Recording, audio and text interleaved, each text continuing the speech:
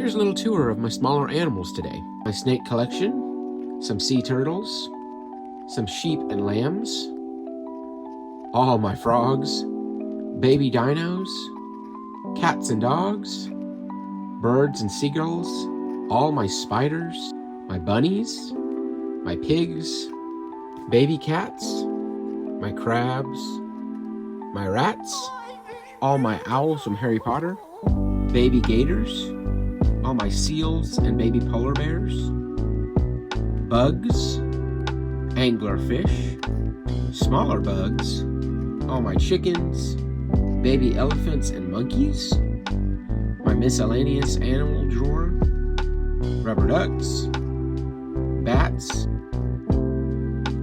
Well, would you like to see any more?